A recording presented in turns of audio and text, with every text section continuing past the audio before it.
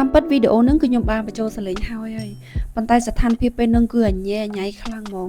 រត់តបកស្រាយអីឲ្យបងប្អូនយល់គឺអត់បានទេអញ្ចឹងថ្ងៃនេះគឺខ្ញុំមកប្រាប់អ្នកនរគ្នាពីលំហាត់ប្រាណមួយដែលឈ្មោះថា lateral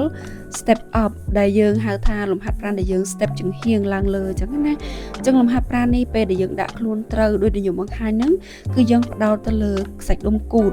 ប៉ុន្តែកន្លែងដែលខ្ញុំចង់ផ្ដោតសំខាន់គឺសាច់ដុំគូតផ្នែកខាងលើហើយនិងខាងក្រោមអ្នកនរគ្នាត្រង់បញ្ហា hip dip យើងអារបៀបថាតាគៀករៀងផតហ្នឹងវាអត់សូវជាបញ្ហាទេ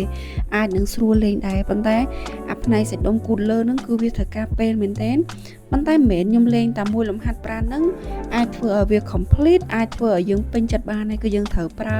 លំហាត់ប្រាណជាច្រើនប៉ុន្តែខ្ញុំផ្ដោតតែមួយសិនទេដើម្បីបងប្អូនស្រួលយល់ហើយលំហាត់ប្រាណនេះអ្នកទាំងអស់គ្នាត្រូវដឹងថាពេលដែលយើងលេងយើងត្រូវយល់ពីគោលបំណងដោយដែលការបង្ហាញនេះគឺចូលតែផ្លូវមុខទេប៉ុន្តែបើសិនជាអ្នកទាំងអស់គ្នាដាក់ខ្លួននៅពេលដែលយើងរុញគូតយើងទៅក្រោយចា